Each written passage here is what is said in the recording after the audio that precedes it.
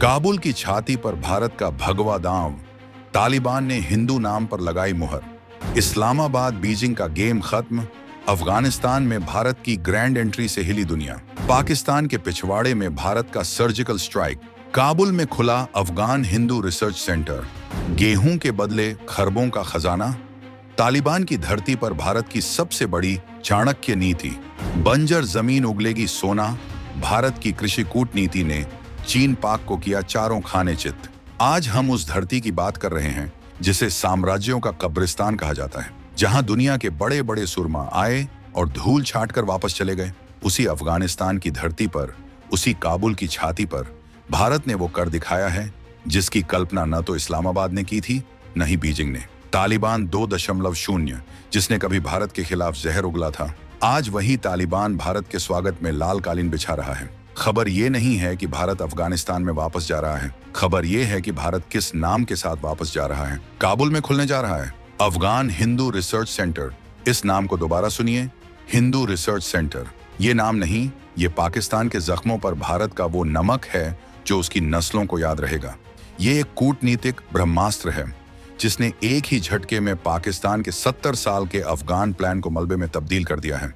ये नए भारत का वो कॉन्फिडेंस है जो दुश्मन की मान में घुसकर उसे उसकी औकात दिखाता है। लेकिन दुनिया हैरान है, जिस तालिबान ने कभी हिंदू सभ्यता के प्रतीक बामियान को तोड़ा था, वो आज हिंदू नाम के सेंटर को कैसे मंजूरी दे गया। आखिर भारत ने ऐसी कौन सी डील कर ली? इस सेंटर के बहाने भारत का असली मास्टर प्लान क्या है, और इस गेम से पाकिस्तान और चीन को कितना बड़ा नुकसान होने वाला है? इन सारे सवालों के जवाब हम आपको इस वीडियो में आगे देने वाले हैं, तो बने रहिएगा वीडियो पर। और इस संबंध में आपके जो भी विचार हो कमेंट में लिखकर जरूर बताइएगा। वो बंद कमरा जिसने पाकिस्तान का खेल खत्म कर दिया। तो चलिए इस ग्रेट गेम की एक एक परत को उघाड़ते हैं। ये पूरा खेल शुरू हुआ काबुल में उस एक बंद कमरे की मुलाकात से जिसने कूटनीति की सारी किताबें बदल कर रख दी। एक तरफ थे तालिबान के कृषि मंत्री अताउल्लाह उमरी और दूसरी तरफ थे भारत के चार्ज अफेयर करण यादव। ये मुलाकात दुनिया को दिखाने के लिए भले ही कृषि पर थी, लेकिन असल में ये अफगानिस्तान के भविष्य पर थी। पहले हालात समझिए। तालिबान 2.0 ने बंदूक के दम पर काबुल पर कब्जा तो कर लिया, लेकिन वो ये भूल गए कि देश बंदूक से नहीं, रोटी से चलता है। दुनिया के किसी भी देश ने तालिबान की हुकूमत को मान्यता नहीं दी। अरबों डॉलर जो अफगानिस्तान के थे, वो विदेशी बैंकों में फ्रीज कर दिए गए। नतीजा, अफगानिस्तान की अर्थव्यवस्था रसातल में चली गई। जो देश कभी अपने मेवों और फलों के लिए दुनिया भर में मशहूर था, वो आज फकीर हो गया। रही सही कसर प्रकृति ने पूरी कर दी। पिछले एक दशक के सबसे भयंकर सूखे ने अफगानिस्तान की रीढ़ तोड़ दी। लाखों लोग भूखे मरने की कगार पर पहुंच गए। फसलें जलकर राख हो गईं, मवेशी प्यासे मरने लगे। तालिबान के हाथ में AK-47 तो थी, लेकिन अपने लोगों के मुंह में डालने के लिए अनाज का एक दाना नहीं था। इस मुश्किल घड़ी में तालिबान ने हर दरवाजे पर दस्तक दी। वो सबसे पहले अपने आका और क्रिएटर पाकिस्तान के पास भीख मांगने गया। लेकिन पाकिस्तान, जो खुद IMF के टुकड़ों पर पल रहा है, वो अफगानिस्तान को क्या देता? पाकिस्तान ने खुद अपनी कंगाली का रोना रो दिया। फिर तालिबान उम्मीद लेकर चीन के पास पहुंचा। चीन ने हमेशा की तरह बड़े बड़े सपने दिखाए, सड़क, बिजली, माइनिंग। लेकिन चीन की नजरें अफगानिस्तान की भूखी जनता पर नहीं, बल्कि उनकी जमीन के नीचे दबे खरबों डॉलर के खजाने पर थी। चीन एक महाजन है जो मदद नहीं, सौदा करता है। वो अफगानिस्तान को दूसरा श्रीलंका या दूसरा अफ्रीका बनाना चाहता था, जो जिंदगी भर उसके कर्ज की गुलामी करता रहे। तालिबान को ये गेम समझ में आ गया। उन्हें एक ऐसा साथी चाहिए था जो निवेश करे, लूटे नहीं। और तभी भारत ने चेस की बिसात पर अपना हाथ ही आगे बढ़ाया। जब करण यादव तालिबानी मंत्री से मिले तो उन्होंने साफ कहा, हम आपको भीख नहीं देंगे, हम आपको आत्मनिर्भर बनाएंगे। तालिबानी मंत्री ने खुद अपना दर्द बयां किया कि हमारी मिट्टी में जान है, बस हमें सही रास्ता और तकनीक चाहिए। भारत बस इसी मौके के इंतजार में था। भारत ने वो प्रस्ताव रखा जिसे ठुकराने की हिम्मत तालिबान में नहीं थी। भारत ने कहा, हम आपके यहाँ एक world class Afghan Hindu research centre खोलेंगे। ये सेंटर आपकी मिट्टी की जांच करेगा, आपके पानी को परखेगा। हम आपको वो क्लाइमेट रेसिलिएंट बीज देंगे जो कम पानी में भी पहाड़ों पर फसल उगा सकें। हम आपके किसानों को वो आधुनिक ट्रेनिंग और मशीनें देंगे जो आपकी बंजर जमीन को दोबारा सोना उगलने पर मजबूर कर दें। ये खैरात नहीं थी, ये सशक्तिकरण का प्लान था। भारत ने तालिबान को मछली नहीं दी, मछली पकड़ना सिखाने का वादा किया। तालिबान को भी पता है कि पूरे रीजन में भारत ही वो इकलौता देश है जिसका ट्रैक रिकॉर्ड बोलता है। हमारा बनाया सलमा डैम आज भी लाखों अफगानों के घरों को रोशन कर रहा है। हमारी बनाई पार्लियामेंट की इमारत आज भी काबुल में खड़ी है। भारत ने हमेशा बनाया है, तोड़ा नहीं। ये सिर्फ एक रिसर्च सेंटर नहीं है, ये अफगानिस्तान में भारत की वो आधिकारिक वापसी है जिसने पाकिस्तान और चीन के सारे ख्वाब चकनाचूर कर दिए हैं। हिंदू नाम का सांस्कृतिक बम, पाकिस्तान की नफरत का अद एंड। लेकिन इस पूरी कहानी का सबसे विस्फोटक हिस्सा है इस सेंटर का नाम अफगान हिंदू रिसर्च सेंटर। ये नाम सुनते ही इस्लामाबाद के जनरलों और हुक्मरानों के दफ्तरों में मातम पसर गया। उनकी 70 साल की मेहनत पर भारत ने एक नाम से पानी फेर दिया था। पाकिस्तान की मीडिया में आग लग गई। सवाल उठने लगे कि तालिबान, जो खुद को इस्लामी योद्धा कहता है, जो अपनी कट्टरपंथी सोच के लिए जाना जाता है, वो अपनी छाती पर हिंदू नाम का बोर्ड कैसे लगने दे सकता है? क्या ये तालिबान का यू टर्न है? तो जवाब है हाँ, ये एक 180 डिग्री का यू टर्न है। और ये यू टर्न भारत की सभ्यता वाली कूटनीति ने करवाया है। जब भारतीय अधिकारियों से इस नाम पर सवाल किया गया तो उन्होंने दुनिया को वो आईना दिखाया जिसे पाकिस्तान 70 साल से तोड़ने की कोशिश कर रहा है। भारत ने कहा, ये हिंदू शब्द किसी मजहब का नहीं, ये एक सभ्यता का प्रतीक है। ये नाम हिंदू कुश पर्वत श्रृंखला का प्रतीक है जो सदियों से भारत और अफगानिस्तान के भाईचारे का गवाह रहा है। ये उस गंधार सभ्यता का प्रतीक है जिसकी जड़ें दोनों देशों में फैली हैं। भारत ने इस एक नाम से कई खरगोश मार गिराए हैं। पहला और सबसे बड़ा निशाना पाकिस्तान। पाकिस्तान के वजूद की बुनियाद ही भारत की नफरत और हिंदू विरोध पर टिकी है। पाकिस्तान ने 70 साल तक अफगानों के दिमाग में ये जहर भरा कि भारत उनका दुश्मन है। उसने बामियान में बुद्ध की मूर्तियों को तोड़वाकर उस सभ्यता के सबूत मिटाने की कोशिश की जो उसे भारत से जोड़ती थी। और आज देखिए, भारत ने उसी काबुल में हिंदू नाम का सेंटर खोलकर पाकिस्तान के पूरे नैरेटिव को ही नंगा कर दिया है। ये एक सांस्कृतिक बम है जो पाकिस्तान के आइडियोलॉजिकल किले पर गिरा है। दूसरा निशाना तालिबान। भारत ने तालिबान को भी शीशा दिखा दिया। भारत ने साफ संदेश दिया कि अगर 2025 में देश चलाना है, अगर दुनिया के साथ कदम से कदम मिलाकर चलना है, अगर अपनी भूखी आवाम का पेट भरना है, तो कट्टरपंथ को छोड़ना होगा और विकास को अपनाना होगा। और विकास का वो हाईवे सिर्फ और सिर्फ नई दिल्ली से होकर जाता है। तालिबान को भी समझ आ गया कि पाकिस्तान उन्हें अस्थिरता और चरमपंथ के सिवा कुछ नहीं दे सकता और चीन उन्हें कर्ज के जाल में फंसाकर गुलाम बना लेगा। उनका असली भरोसेमंद साथी सिर्फ भारत है। ये है 2025 के भारत की चाणक्य नीति। हम वहां भी कमल खिलाने का दम रखते हैं जहां की मिट्टी में दुनिया ने सिर्फ बारूद बोया हो। अपने ही पिछवाड़े में चित्त हुआ पाकिस्तान, टीटीपी बना नासूर।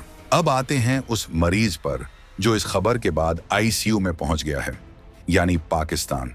इस पूरे गेम में पाकिस्तान कहां खड़ा है? जनाब, पाकिस्तान इस गेम में है ही नहीं।